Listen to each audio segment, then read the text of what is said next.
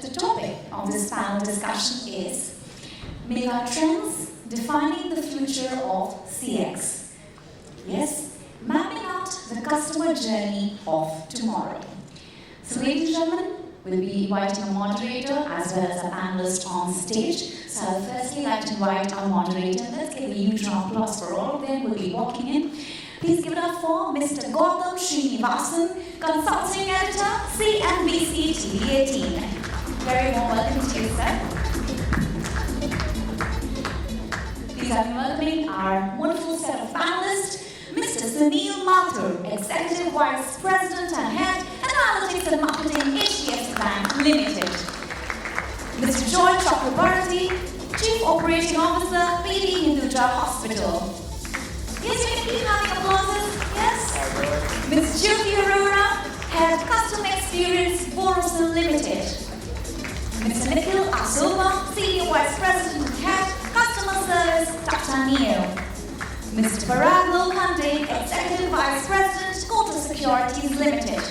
Mr. Neeraj, Bhalla, Group Vice President, Strategic Digital Projects, GTO, Mahindra Group. Ms. Priya, Gilbile, Chief Operating Officer, ManipalCigna Health Insurance Limited.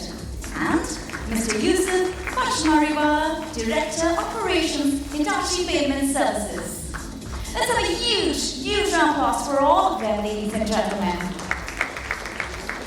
There you go. We have a full house in the morning and we're looking forward to a great conversation. Thank you to the host for introducing all of our speakers, and in a sense, they are the Avengers of customer experience who will shine the light on the way forward of how do you redefine a new experience for your customer. On that note, let's take our seats and let's begin this conversation. Thank you so much everyone for joining us on CFEST 2023, and we are here to discuss what's redefining the future of CX, and we'll understand from our speakers who come from a variety of sectors, from financial services to payments to healthcare and so on and so forth, and retail as well, as to how they are mapping out the customer journey of tomorrow. And we have lots of lessons to look forward to. Adrian mentioned the possibilities that AI is bringing forth, and hopefully if you do CX right with the right kind of AI, you don't end up saying holy cow, as we saw with his demonstration. So at the end of the day, it's always about the context to deliver the right kind of experience, because in one of my earlier discussions, one of the speakers had mentioned that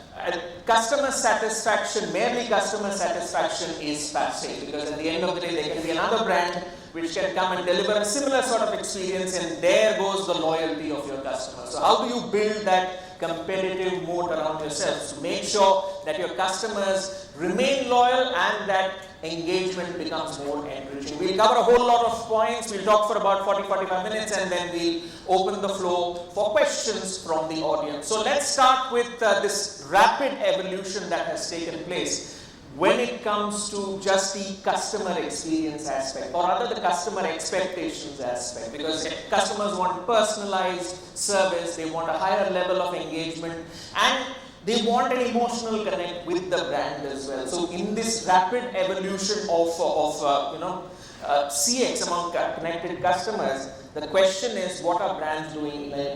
What are brands doing uniquely? So Sunil, we'll start with you.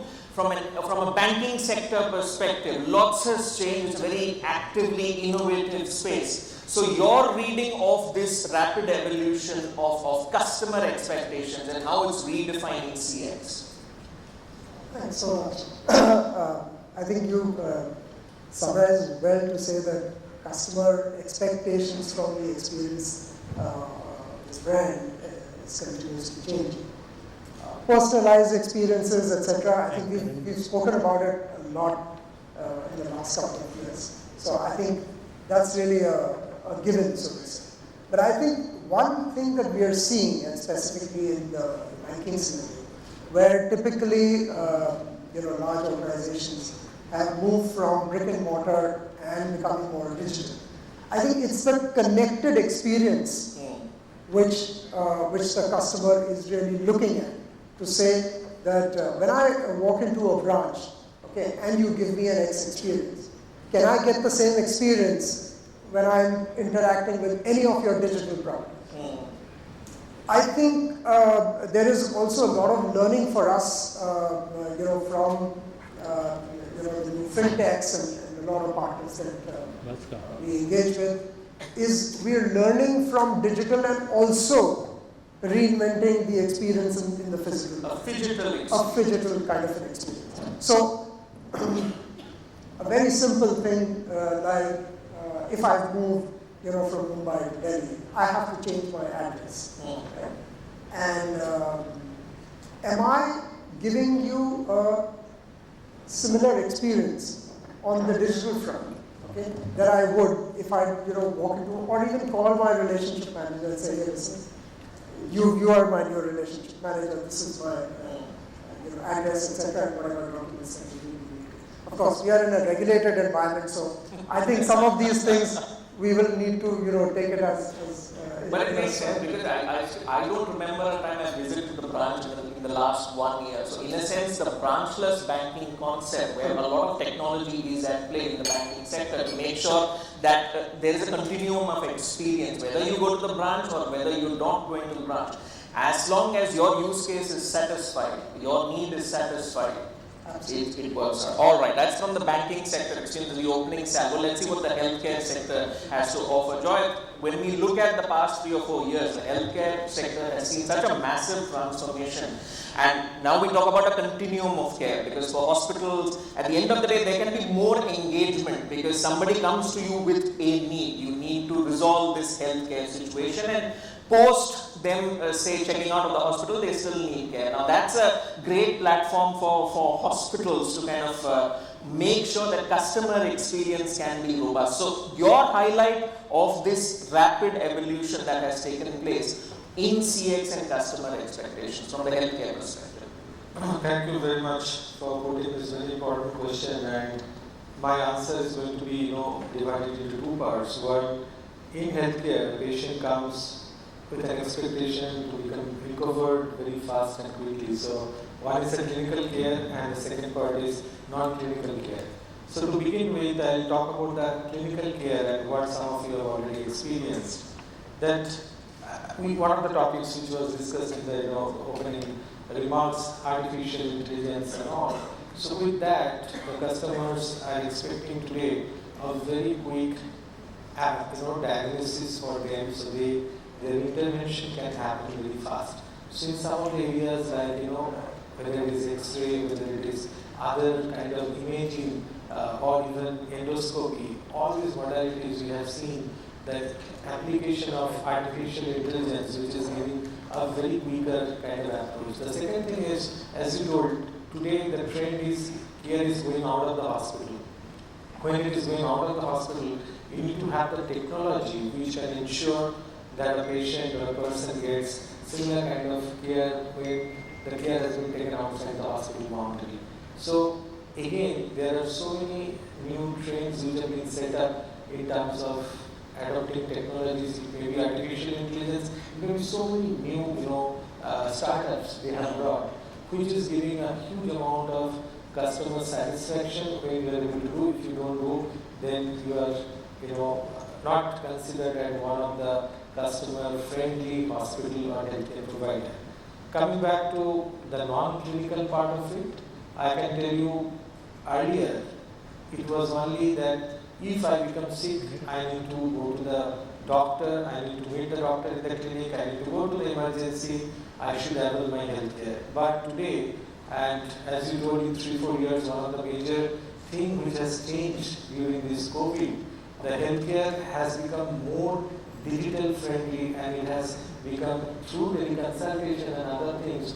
It has reached out to the patient, reached out to the community in their drawing room. So a patient or a customer can sit in their drawing room and I can consult one of the best doctors who is thousands of miles away.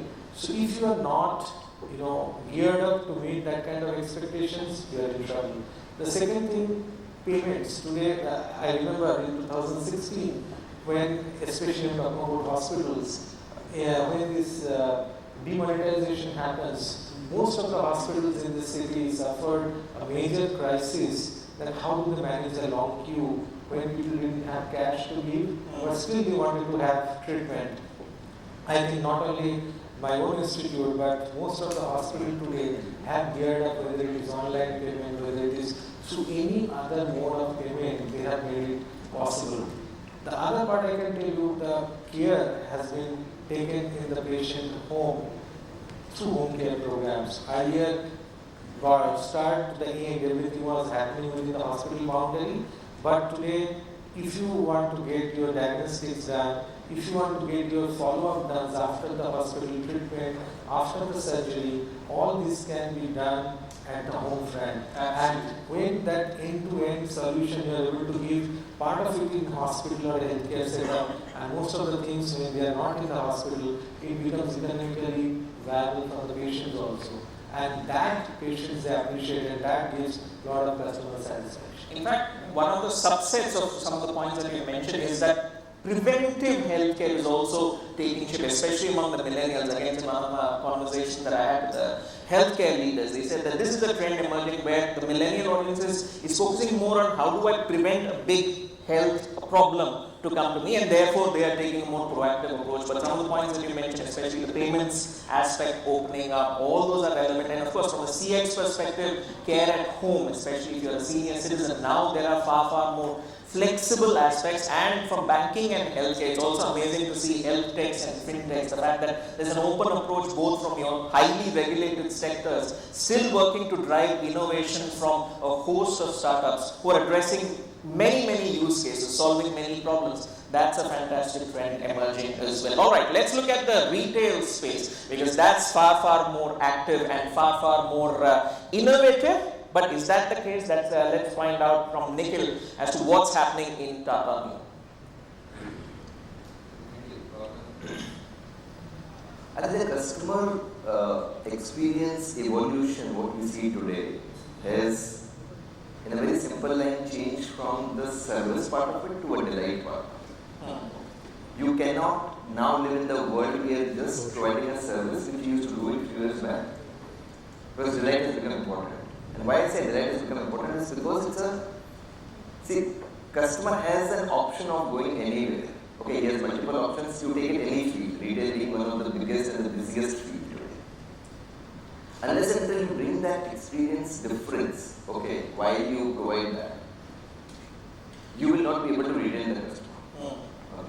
You can buy a refrigerator or you can buy a grocery, okay, at a smaller premium, but the customer will not come back to you until you give him the experience. And mind you, the customer will always come and reach out to you and talk about post-purchase journey when he has either some issue or he has some question to ask. But is that the approach to take where you hold yourself back? Because it's also that customer, and we'll explore that in the 5 stages of a customer journey, when the consideration phase is going on, and maybe the purchase happens and they have a bad experience among, let's say, your competitors, and then they try you out. If you delight them at that point, then you've got them, you've got their attention. The delight doesn't start when they come to you. The delight starts when they are doing the journey on your app.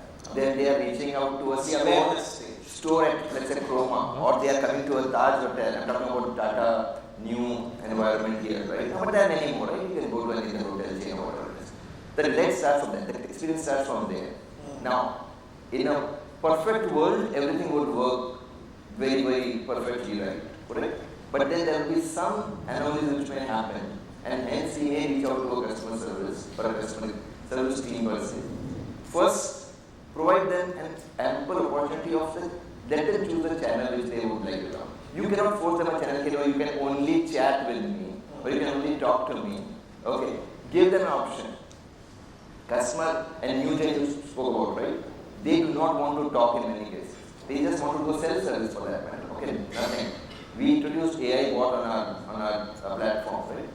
Nothing doing. You don't have to chat to the agent as well. You basically get all your questions answered through self-service. But in case you want to chat, there is an option for that. If you want to talk, there is an option for that. So give them an option. That's the delight part of it. Okay. Second part is, provide them as much information as you can. Of course, don't bore them with a lot of information, which is more relevant to them. Okay, it is very important. You as an entity are taking so much data from them as a part of their shopping experience, their search experience, and so on and so forth. You have a lot of data. Give them the right experience. Give them the right data which they needed, personalized. Okay. If you do all these things, I'm telling you, the customer will stick to you. Okay, it will not go. Okay. That's the difference which all the organizations across, whether it is banking, healthcare, you name it, all of them are working on that. And that has changed. And last thing, understand, this is the customer, okay, who is giving you all free information, okay, all that what you need to make your journey better, to make your product better, to make your experience better, that is coming from them, all free of cost. You don't have to engage with big fours, okay, and pay them to get that information. That's actually the hallmark of customer service, right? Because they will be willing to share more information to make their experience better, provided you have also made the effort for a contextualized and relevant interaction, where they feel that, yes, this is normal, this information that, say, the brand is asking for is relevant in the context of what I need, so I'll be happy to share it. It will be very bad for any organization to gather all this information from the customer as a part of their feedback and don't act on it. Otherwise, then you know what happens to many companies. But the journey also gets exponentially challenging as you scale up and you get newer and newer customer cohorts coming in to personalize that engagement. That's a challenge, but we'll look how to address it as we go along in the conversation. Meanwhile, Yusuf, let me come to you from the payments perspective.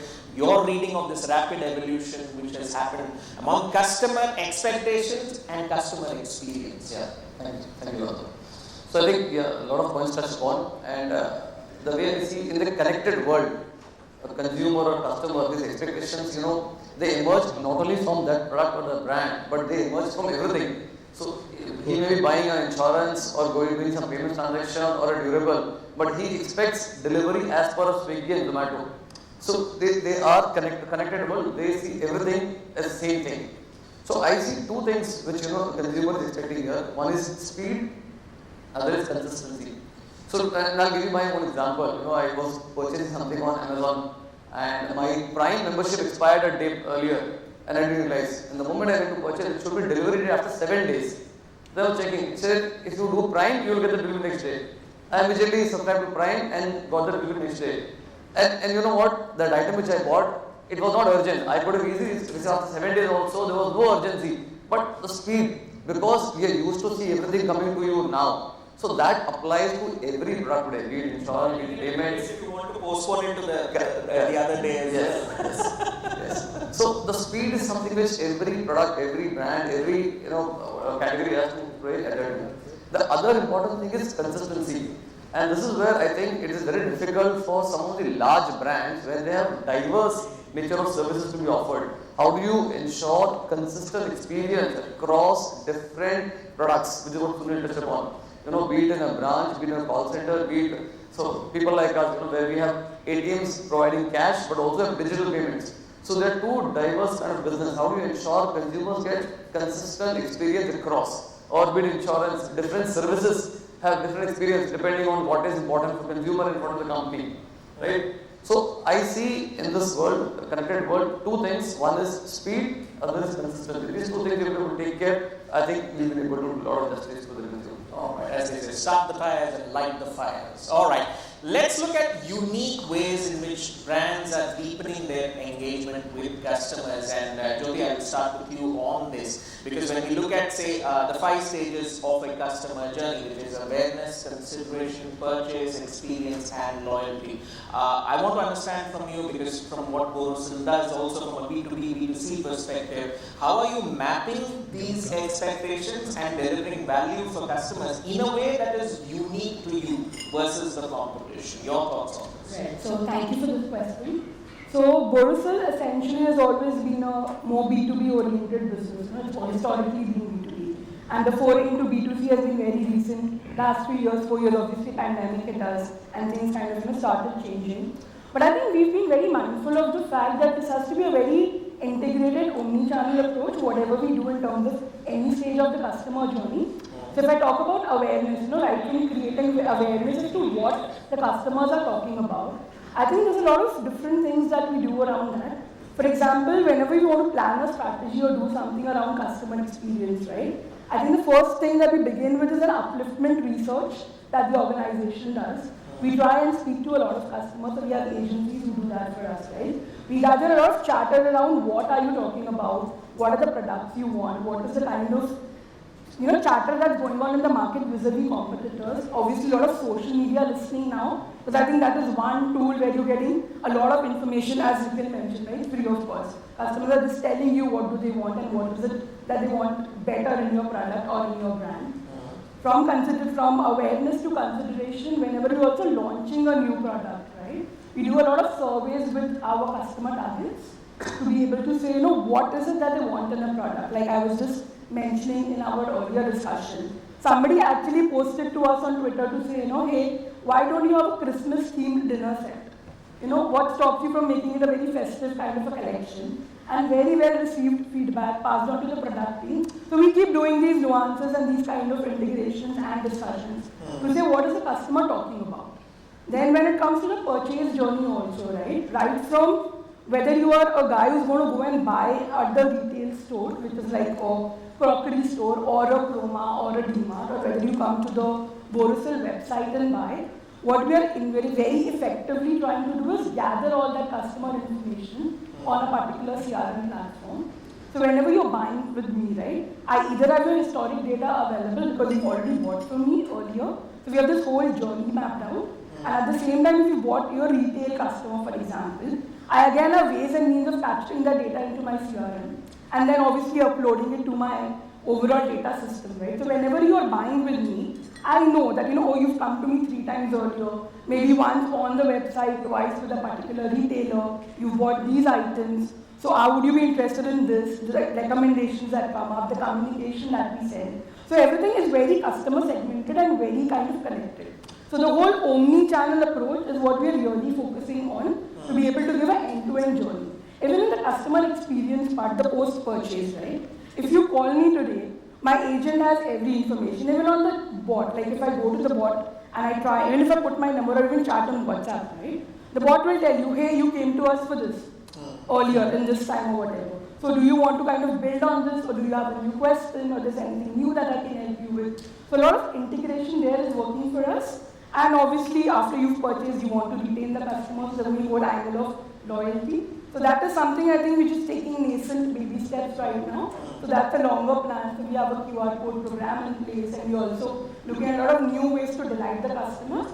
So that's work in progress, but I think integrated approach across all your purchase channels and listening to the customer and implementing it. I think that's the key. So the seeds have been sown, now the results, that's what is awaited. But again, it's baby steps as you mentioned, but at least the context is right, because you're looking at using, let's say, AI as an augmentative power for your frontline teams, let's say, so that they understand that, all right, this customer came in the last time with this need, maybe I can build on that and maybe service them. So we already have that kind of data available, and it's popping up at the relevant time to the relevant people to say, this is what we need to build on, this is what we need to project to the customer, and this is where we want to do the shift, as Nikhil mentioned, from service to delight. So that's the orientation. All right. Neeraj, let me come to you. Is the approach different from a conglomerate perspective? Because at the end of the day, so many moving parts, so many different use cases. How do you then reconcile everything across the customer journey to make sure that whatever you do,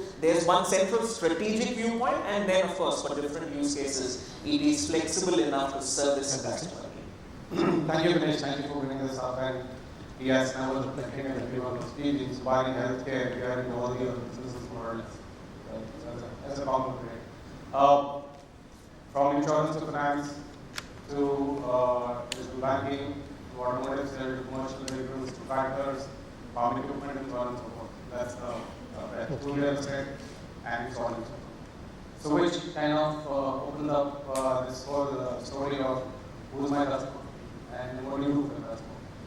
So essentially, even before delving any discussion that I have on customer experience, the first line or the mantra that we buy is, hey, in a Me Too product world, customer experience is only the distinctive competitive advantage that you'll ever have. And that's the mantra that you go. Just check, and folks in the back here, just check. Can you just raise the audio? Can I be louder? Yeah, okay.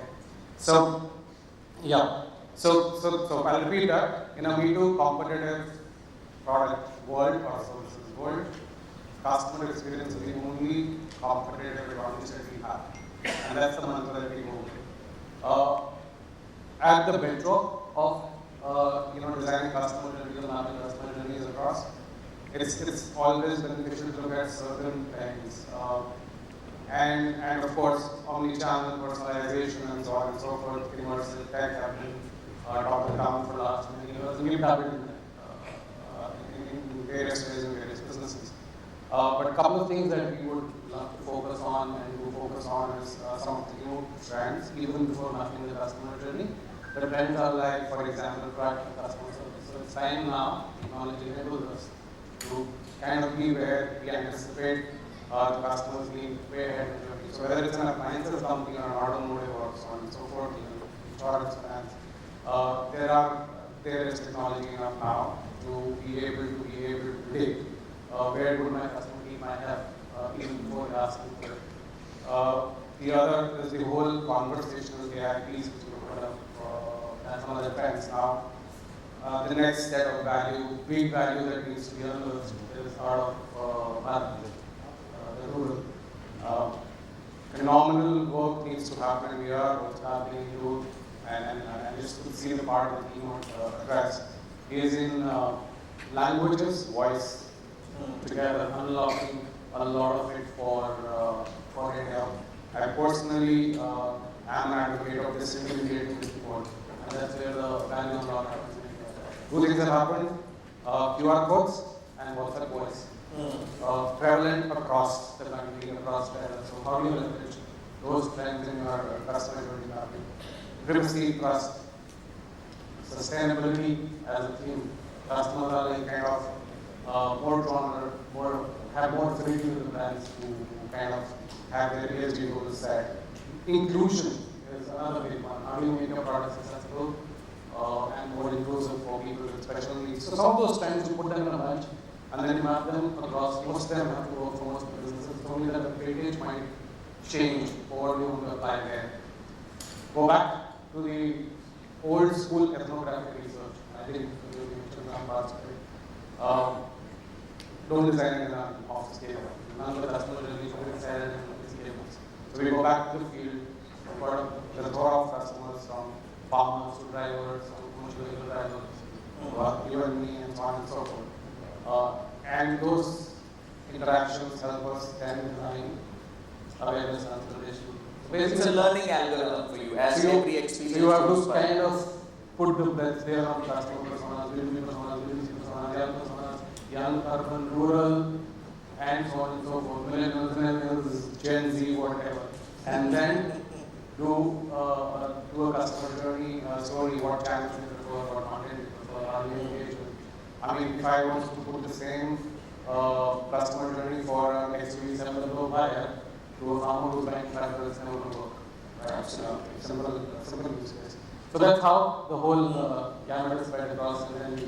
And it's also opening up new opportunities, because it's interesting that in one of my previous conversations, someone had mentioned that while they are an automobile manufacturer, they are looking at creating a sort of a community for the truckers who use their vehicles in a way that they take care of their financial needs, whether it's a loan or say sending their children to school or something. They want to bring them under a sort of a customer loyalty ecosystem where it's not just about the vehicle, it's about the life that they lead. But fair point, you mentioned that you have a set of values first and then you reconcile everything to that to make sure that all the aspects are covered. We'll explore that more in detail as the conversation goes along, as time is a bit limited, but we'll go around and get other experiences. Priya, your thoughts on this from the insurance space, because insurance we saw during the pandemic very active, very flexible in terms of being customer zero, learning from customers. Some of the players, they came up with ideas like switch on, switch off insurance, for example, and that came from customer feedback. So from that perspective, in this 5-stage customer journey, from awareness to loyalty, what would you say your brand does to deepen engagement in a unique way versus competitors? Sure, thank you, and amazing steering thoughts and great insights by everybody. And given the backdrop of COVID, and COVID is hopefully long gone, we've realized there's different brands and different kind of segments of services or solutions that we're offering, that the power is in the hands of the consumer. And as as the fellow panelists mentioned, today's consumer is empowered, is having access to information which is real time, is being informed and guided by the jury, which is social media. Before even you could really put up a story, they have the answers to kind of judgments that they have to you, and so on and so forth. So with such a powerful and aware consumer, most of us are consumers in one way or the other. What is really your brand story? What is the vision and the purpose that you're rallying behind? Of course, you're here to sell products, you're here to sell solutions to consumers, but gone are the days when you're going to really package some product, package some solution and sell it, because the consumer is very well aware. So today's age and time with customer experience and not really so much of Six Sigma, quality, service, efficiency, the power really is in the hand of the consumer. So I would say, as part of insurance fraternity, and as John mentioned, things have evolved, things have become more flexible. Consumers are expecting, the kind of agility and speed as immediate.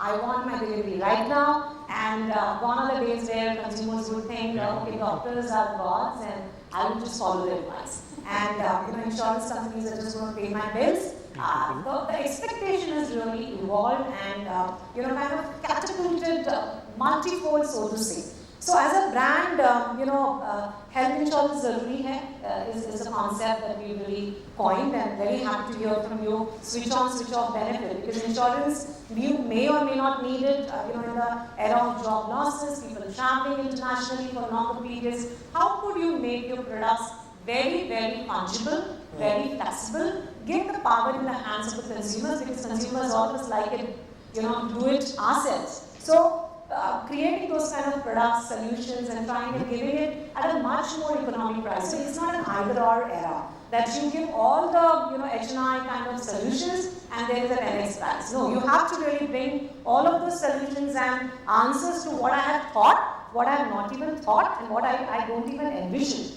All of that proactively at a much, much economic price, at some of our colleagues said, at a repeatable and expected standardized delivery of the sort. So I would say, with that kind of a real tall expectations that all of us as consumers have, brands being true to their core value system, really rallying the purpose behind what they're driving, and not just selling some kind of a solution or a product which would not really stick with the consumer. Because health insurance, if you were to take it as an example, it's an annualized product. So you really have to prove your word that you are a trusted brand year on year for the consumers to keep buying and doing it. So I would say, as a company, we really remain very true to our core and roots. During COVID, we did a lot of innovative stuff. There was a lot of cynicism whether my COVID claim will be paid. So we reached out to, moving around, 10 million customers through various digital channels, IVR calls, bots, proactively telling them that your claim is going to be honored. Okay, that is a big thing for an insurance company to really do. Second of all, we reached out to the consumers who were vulnerable, having diabetes, hypertension, asthma, dyslipidemia, all the other conditions which would make them prone to really catching an infection. Training them, orienting them, helping them to how to take charge of their health. So building trust, from a brand story standpoint. And of course, when there were COVID claims, we really honored them with permutation, combinations, and control. And as the the amount of claims that the health insurance industry as whole, and must put a lot of accolades for the healthcare industry as well, because we were paying claims at the back end, but they were really braving the whole story right at the forefront when COVID was happening. So I think the narrative has changed. Trust has to be built. Healthcare and health insurance came together. A lot of things around rules and regulations were bent. We went back to the regulator. The regulator was very, very pro. Physical copies required for claims. We said, right now, era of COVID, please allow us to process claims on digital copies. We, kind of use the QR code, to the fullest extent, where only a QR code-based policy can be scanned, because nobody really uses a physical copy or an insurance card. When there is a need, you are at the hospital, you try and scrambling to really find your card. So just a QR code on, your asset and the app could really help. So multiple things: simplicity, agility, repeatability, making sure that you build trust, And there are instances where certain products at the economic rate do not cover certain benefits. So having a honesty, every single claim that is going to be denied, proactively calling the customers and trying and ensuring that you build that trust. And most importantly, last point is why doing all of this. So we talk about omni-channel experience, we talk about digital tools and automation, but healthcare and health insurance is about humanizing care. So how can you really personalize wherever you need the buying journey to be automated, but when it is about servicing, you need a human touch when it comes to healthcare and health insurance. So blend of these two has really worked well for us, and we are powering the vision that the nation has of 2047 having 100% consumers to have insurance and security, and that remains fine. Hopefully we hit that target. But great point where, in a sense, flexibility builds trust because the customer expects that, and when as a brand you're not restricting them to options, there is another level of engagement because the customer feels, if the brand is offering me so many flexible options, maybe let me stick with them rather than a sort of a closed walled garden approach, as they say. So we move from the era of just do it to just let them do it. All right. Parag, let me come to you from Kotak Securities perspective, your viewpoint on this evolution that has happened, and how are you deepening engagement, considering from a retail perspective, retail investor perspective, numbers have substantially grown. I think as the panel said, I think we are dealing with very interesting age where people are much more aware. Gone are the days, and as you rightly said, probably you have not gone to a bank for 1 year, probably I have not gone for the last 3-4 years. People expect things to be done digitally. Now, when we are talking about digital, I think, as I can see, most or some of the guys are there on the phone. On an average, we spend around 2 hours, 17 minutes on social media. We keep browsing, Twitter, we keep browsing WhatsApp, and that's how our consideration set comes. Probably you will see something trending, you will say, hey, I will buy something, or, this probably brand is not working, and that's how you start working on, or that's how your mind starts working, and that's how perceptions are built. So what is also important is how do you understand what people are talking about you, what are people talking about your competitors. Surprisingly, most of our new ideas come from customers, and today's customer is an intelligent, gracious customer. He comes and says, hey, guess what? I would love to have this feature on your app, or I would love to have this kind of thing, in your trading system. So I think that's where it becomes much more important for us to how do you study, how do you understand, how do you take action on it, and also respond to the customer. There are customers who have written that, hey, your probably ABC feature does not work. Today we probably have we have a direct internet feed connected to a product guy where he knows, and he probably after once it's done, he goes back to the customer and says it's fixed, and the same customer becomes a loyalist for us. He goes and talks to people that, hey, I understand that probably everybody understands that technology may or may not work sometime, but it is this guys are understanding and closing this and responding back. I think one of the points that we also have to understand is when we talk about the customer experience per se. See, gone are the eras when probably customer experience was a marketing job or a CS job.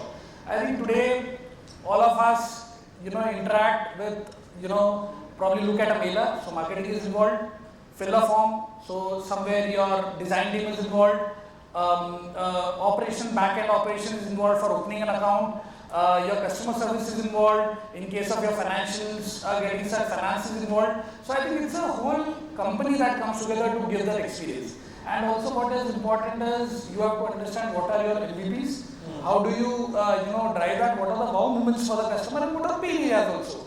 So how do you maximize the wow moments, and how do you reduce the pain area to finally drive loyalty for the customer. Alright, and since AI is the talk of the town, do you see it moving more into front office role, because it is delivering value in the back office, but from a front office CX perspective, Jyoti raised a point on how it's helping, say, your frontline staff service customers better. And of course, you have ChatGPT, Bard, and now there's a text-to-video service. So there's a whole lot of things happening. So from a front office perspective, how do you see AI delivering more value?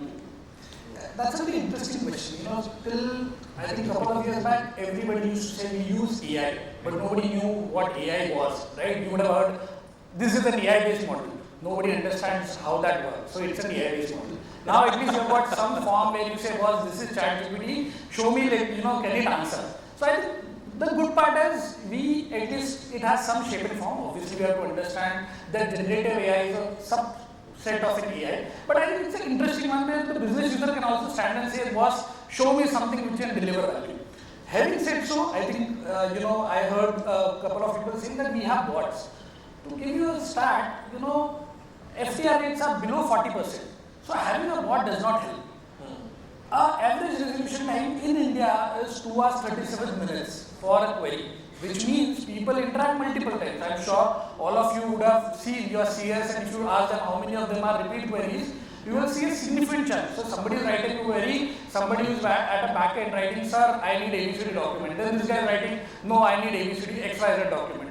That's the reality. Now where I see ChatGPT coming in, both for the customer, where customer knows what are the things that I need to give. Probably a 60-year-old customer would be very different probably than a 25-year-old digital savvy customer. Also from an agent perspective. So we have an internal system where now we train our agent that if a query is there, you put it into the system, ask all the documents in one go so that the resolution or time can be reduced, the to and fro can be reduced, and that's finally is the experience that the customer gets. I'm pretty sure all of us would not want multiple to and fro, right? We would want resolution one time, ideally get a resolution in one go. My sense is probably as we are moving towards the next 2 to 3 years, we would see probably FTRs reaching around 60-70%. Obviously, there would be something which would require to and fro, but I think that would be a huge leap going forward. All right. Jyoti, your comments on this, using AI to kind of deliver more value to customers. What's next? What are the use cases which you see emerging? So I think in terms of AI, it's, as he said, now there's some shape and form and he's been using it for a while. So he's very right that only using a bot is not going to help. So everybody's saying we have a bot and there's a front line where you can come and solve your queries. You have tick to say, okay, I want to track an order or I want to place a return, and all of that is great. But you also need to understand that every time, as we mentioned, that a 60-year-old customer trying to use a bot vis-a-vis a Gen Z or a millennial trying to use a bot, the use cases, the behavior has to be very, very different. So I think what kind of stands out for me, and that is something we're trying to implement within the organization also, is that where there is this amalgamation between a bot and the human touch. So there could be instances where, maybe a bot can start the conversation, but depending upon looking at the mood of the customer, which can obviously be kind of estimated or understood in terms of maybe the emojis that he's using or the language that he's using on the bot, to say, hey, is the bot going to be able to help him with a satisfactory solution, or do I automatically do a switch to the agent or another form of communication where the customer then is able to, one, get an empathetic ear, and also an understanding to say, okay, I have somebody who will hear me out and the bot is probably not helping me, and then give an end-to-end resolution there. So we don't want to frustrate the customer to say, acha, the bot is not answering, now do I have to call or do I have to send an email? So we don't want to get to that part, right? So where do you amalgamate the technology and the human empathy and touch? I think that's what the key derivative or the key point is, where we're actually trying to work as within the organization to leverage AI. But let's be very honest, right? When it's customer experience, you can never take away the human element. It's always going to be there. All right, Sunil, your comments on that in terms of the amalgamation and the balance which is required between the human and technological aspect for CX. So I've been listening to all our panelists talking about one thing that I would take away from here is the connected experience that I spoke about, and this whole coming in together of digital with physical, right? Technology aiding you to hand off from one's touch point to the other touch point. I think this is really coming out loud and clear to say, look at data, start working on real life problems, okay? Use AI, tech, etc. to enable both your channels, whether it's digital. You can do that extremely well in a digital scenario, right? You have all the tech, etc. What we are doing here is in HDFC Bank is to try and see how AI can enable the front end. So if a relationship manager is going and meeting his customer, or if he's talking to his customer, or if a customer walks into a branch, right? Now, how well is the relationship manager aware of all the other things? You would get into an app and you'll kind of nudge a customer basis what digital data you are able to you have as a bank we have a plethora of let's say transaction data basis which we understand customers, right? But what do we do with it? In the digital scenario, you kind of give him nudges when he's there on your website, when he's engaging with you on your app, or he's coming to any of your application form. But I think the important thing is that if a customer does not complete the entire journey there, right, does he get a call from your relationship manager, your virtual relationship manager? When he meets his RM, does he say, oh sir, you were trying to do something, can I help you? So I think what we are doing at the bank is we've put the right technology, we've put AI on the cloud, we get customer feedback from about 13 different channels in the bank, right? Including the small chatbots, etc. Very right on that point, right? But we run our AIs, all right? The output is channelized through our digital properties. In terms of, let's say, what we've done is and this will be a learning process. I think all of us need to realize that. We now churn out an NBA, which is the next best action for a customer, right?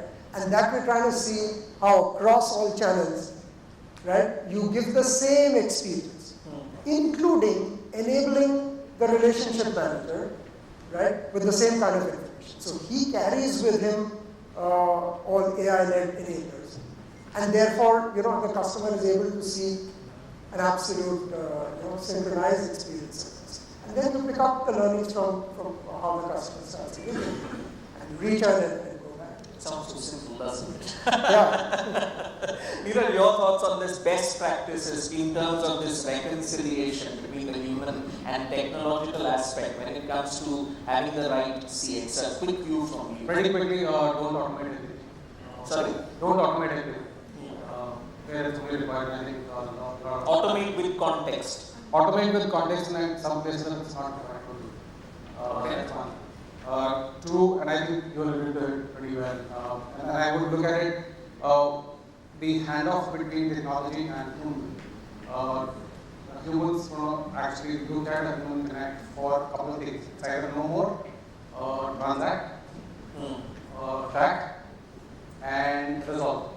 So if you are no more, look at your industry and say, hey, 80% technology, 20% human touch, transact, 90% technology, 10% human touch. If it is about tracking, 100% technology. And when it's resolution, it could be a 40, 60 lag. So you could put those in buckets, have a framework, and then decide for your business case. But yes, don't automate 100% if you don't really.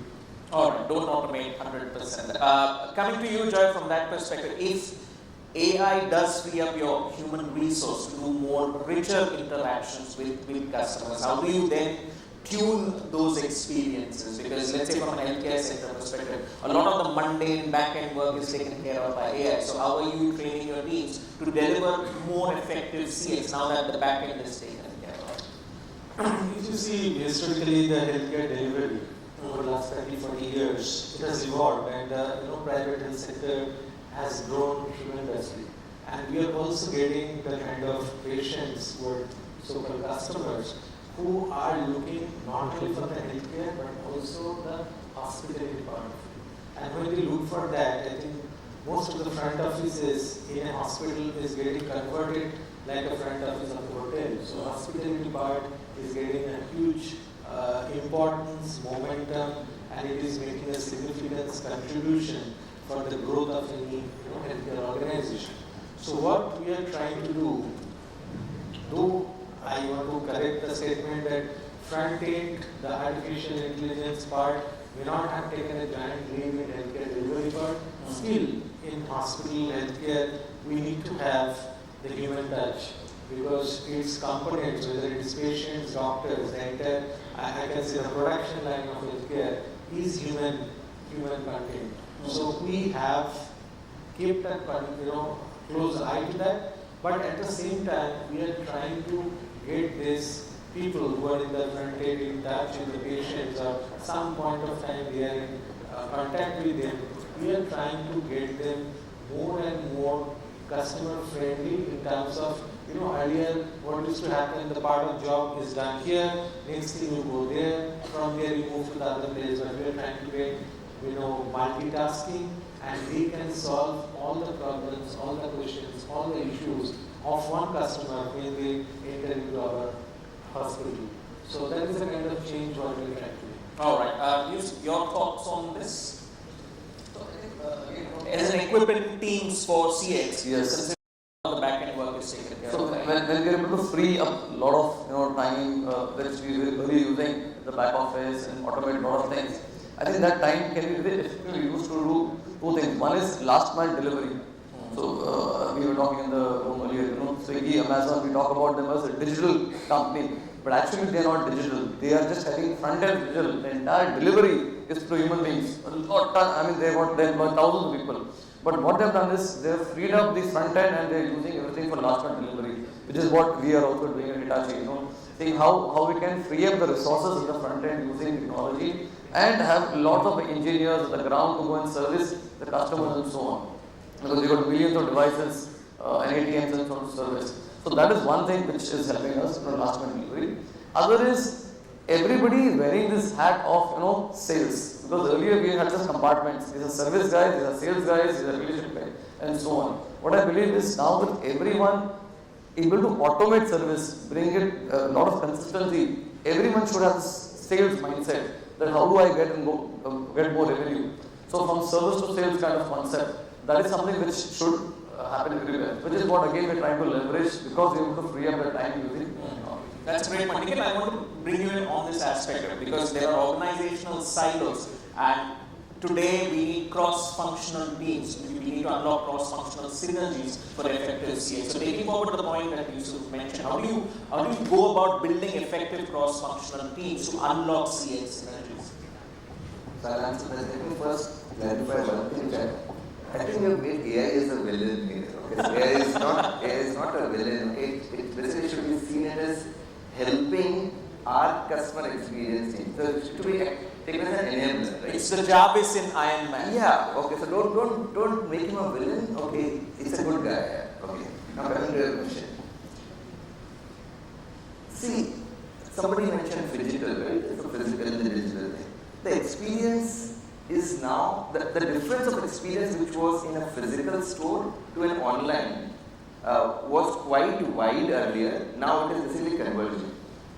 When I say converging means you basically go to a Tata New app, okay, go to electronic section and buy a refrigerator, and you think, I would still like to see, you can walk into a store, okay, a Chroma store, and then see the refrigerator there, okay, and then take your bag. The experience should not change at all. Okay, whether you are doing it on the app or you are doing it physically in the store. That is what has to be the experience given. Now, how do you prepare yourself? Okay, the very basic thing is, because the journey of being in a digital world versus a physical world is somewhat different, okay, and you have to basically make it one and seamless, okay. Make sure the functions that team which basically works on these two parts do coexist in a sense. So you do a pollination from a physical store, okay, team to a digital one and vice versa. The best practices of being how a person treat when a person walks into a, let's say, Taj hotel, okay, and what kind of experience he sees it here, or when he goes to a Tata New app and go to Taj hotels and do a room booking should be equally same.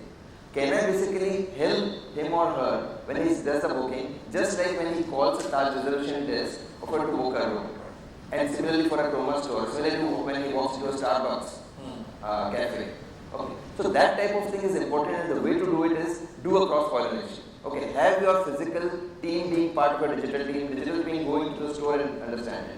Then only you can bridge the gap. And the best thing is, as many people said, okay, because consumer is the last person who would basically decide what the experience is. Okay, take the feedback from the customer. Okay, listen to him every day, every minute. Okay, across channels. Okay, you will get a lot of information. Bring it both in your digital and your physical world. It will help. All right, Priya, your thoughts on this building effective cross-functional teams to unlock CX synergies, your views, and then we'll go to the audience for 2 or 3 quick questions. Sure. So, whatever service or product that you want to offer to your consumers ultimately would be delivered, and I like the concept, and that's what we also did. Every single person is a sales resource, every single person who's selling is a service resource. So cross-pollinating and trying and understanding, if I'm in service, I wouldn't know the pain of getting a customer, right? I mean, how do I really build that kind of awareness and knowledge at various segments across the company is extremely important. And the cultural bent of the organization. Is it that you're going to solve a problem when it occurs? Or are you going to be savvy enough to be proactive to really think holistically, what are the different touch points, what can go wrong, how can we be proactive, and putting yourself in the consumer's shoes all the time and trying and really continue to reference back is very, very important. So I would say, empowering your employees, not really creating very rigid kind of a framework. Okay, if there is an exception because something has gone wrong, you have to follow a hierarchy, you have to take 10 approvals, all of that doesn't work. Can you build some bit of a reference point where X percentage of cases, if at all things go wrong? We talk about CX, in service industry, in transactional kind of models, you would see that more often than not, things would go wrong. How are you going to really empower and enable your team to do things differently when things go wrong and do service recovery is as much important than, doing it first time right. So I guess empowering the team, creating kind of a value chain where they could take those calls, trying and always putting the customer in the front. And even if you say a no, how do you say a no is also important. So I think ends and means, and I really want to talk about the AI bit, borrow from what everybody said. We are losing objectivity, and AI is definitely the hero and would continue to be so. Yeah, I hope so. So objectivity of what are you trying to solve and what is the end to means is very, very important. I want to give an example from a health insurance perspective. We have automated claims processing. So wherever it is, simple, clearly TNC-based claims and a particular profile of consumer, we've automated them. Where in split seconds those claims would get automated and paid. In fraud and abuse control, we are using artificial intelligence and machine learning, where we are able to identify genuine versus not so genuine consumer and thereby paying things automatically to the genuine ones, and the ones where there is a doubt, then putting them into surveillance, doing investigations, so on and so forth. So I guess trying and knowing very clearly, holistically, what are the touch points, what are the problems that you're solving, and trying and putting those solutions and technologies to the best use is the real answer. All right, I had a whole host of questions to ask, but unfortunately, we're almost out of time, so I'll be fair to the audience and give them the opportunity to ask questions to our wonderful panel here. So you can raise your hands, our ushers are in the room, they can hand over a mic to you, and you can introduce yourself and ask a quick question, not a parliamentary question, which is usually about 3 minutes of an outline, and we are all wondering what's the question. So a specific question would be fantastic because it will enable our guests to answer them more effectively. Anyone a question? If you don't ask, I can ask. Yes, there you go. To the lady on the left, if the microphone can be passed on. Introduce yourself and ask your question specifically to the guests. Thank you. Hi, this is Komal and I head CX at Fastener, Paramotric Sports Private Limited. So my question is to Jyoti from Borosil. You spoke about amalgamating retail and online as a channel, right? And you said that you try and deliver the same experience across to the customers who come to you at retail outlets as well as online. But as I see, Borosil is present at multiple retail outlets. There are small stores who keep your products. I just want to know, how do you do this? Because if I see a local store beneath my building, okay, carrying Borosil products, as a brand, it's very difficult to reach out to every, small retail outlet and see which customer is walking in, taking your products, and giving he or she the same experience that the person or customer would have on your website. So I was very curious to understand how do you guys do it, and maybe take it as a keynote and implement the same in our company. Alright, that's a great question. Jyoti? Yeah, thank you. So, when I spoke about amalgamation and the whole integration with B2B and the omnichannel aspect, what we also typically, when I say customer, right, even the retailer or the small crockery guy, as you mentioned, the guy who's below your building, is also a customer for me. So when he is selling my product to a customer, right, so he's my advocate to a Borosil or a potential Borosil customer, as I might want to tell, as I might want to consider. So when we're speaking to the retailers and the store owners also, we have a full-fledged B2B team who are very well oriented to understand that, what is the kind of products that kind of work here, do not work here, what are the customer history. And we also gather all that information, put it into a centralized system, and we kind of give those customer inputs and insights there. Also, what we essentially do with all of these B2B retailers is to say that every time a customer walks into you, one is obviously, kind of propagating or talking about the brand Borosil and how you can buy this product and acting as an advocate for me. Second also is the assurance to the customer to say, that you essentially don't have to buy from an online Borosil store to get the kind of service that you would expect from the brand Borosil. Even if you buy from me, these are the channels that you can reach to the Borosil customer support team. So the customer is very well assured to say that, maybe I'm buying from a local guy, but the kind of experience that I will get, if there is ever even a small scratch in my plate, right, is going to be as comprehensive and as top-notch that I would get from an online purchase.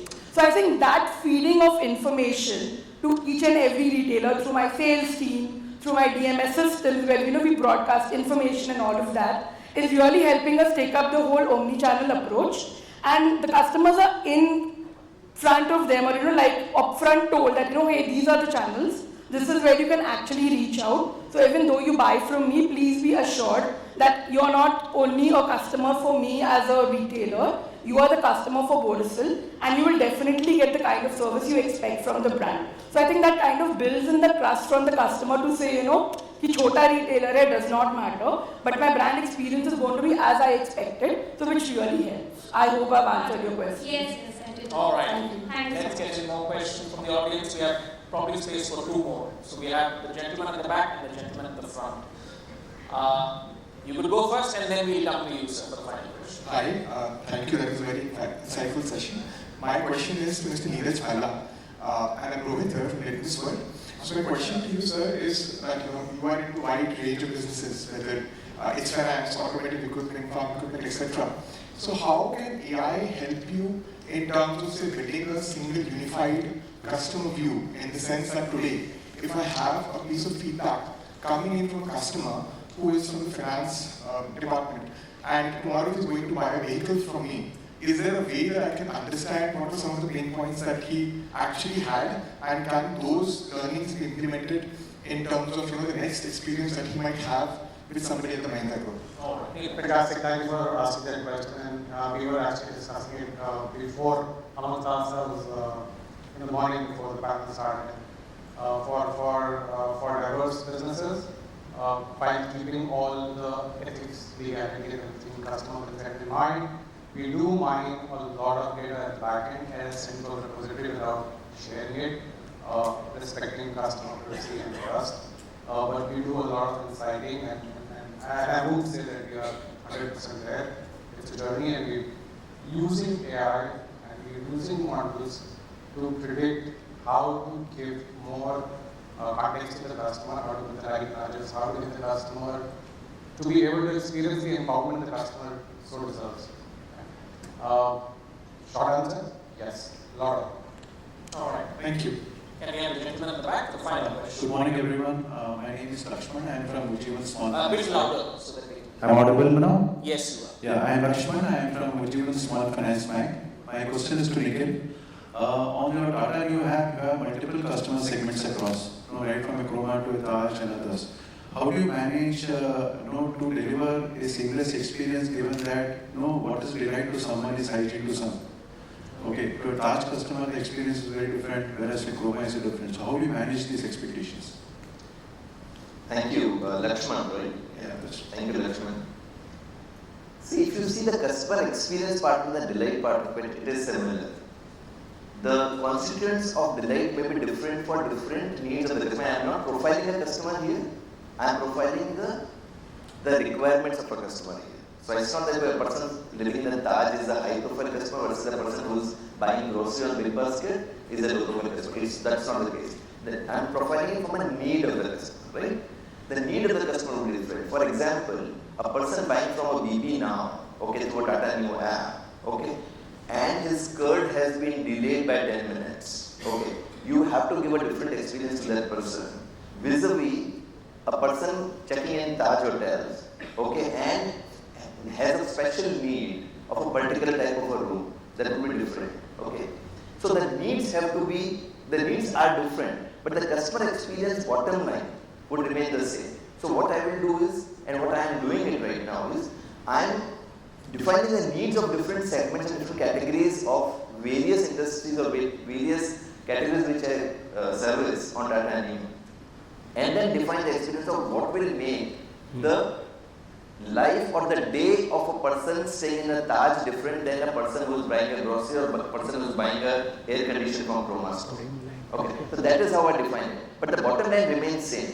The delight has to happen. Okay, so there are fundamental principles which are common, okay, across categories, and then we customize it based on the different industry verticals, again depending on the customer, on the category needs, not on the profile of the customer. I guess the message is if the customer comes first, the customer will last. And at the end of the day, that's the name of the game, retaining customer loyalty. That's the bottom line. Alright, on that note, we will wrap up this panel. Of course, we have the opportunity to speak with all of our panelists outside. Unfortunately, we've run out of time. Here on this panel on Megatrends Redefining the CX Space, I'd like to thank. You have 5 seconds? Alright.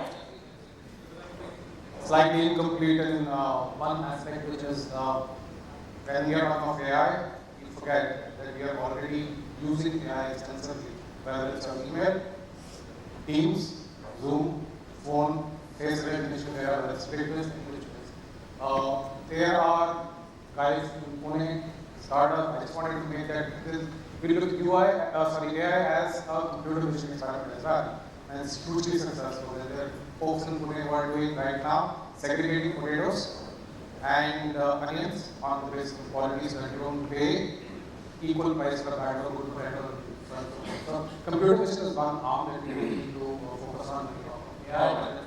So the revolution is already here. It won't be televised, it will be digitized. Yes, thank you. Alright, on that note, thank you so much to all the panelists for sharing their valuable insights on the topic, and thank you to the audience for your questions. We'll wrap up this discussion and it's over to our host. Thank you so much. Let's have a huge round of applause. We will raise the panel discussion, and I request Gautam sir to present the token of appreciation of Goddess Lakshmi to our panelists, please.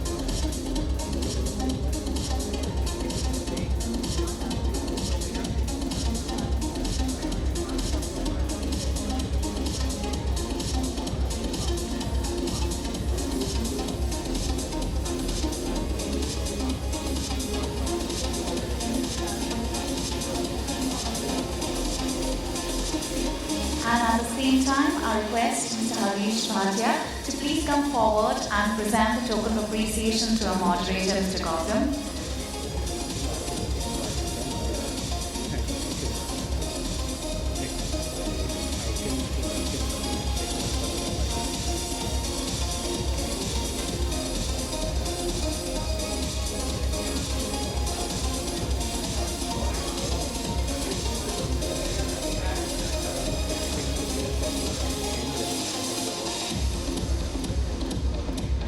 Thank you. Thank you so much. Thank you. Thank you. So ladies and gentlemen, on that note, they say that I don't drink coffee to wake up, I wake up to drink coffee. And if you agree with me, we're going to have a quick coffee break, because in the interest of time, we want you back at 12:15. So it's a 15-minute coffee break. Quickly go grab your cup of coffee and be back at 12:15 sharp. Thank you.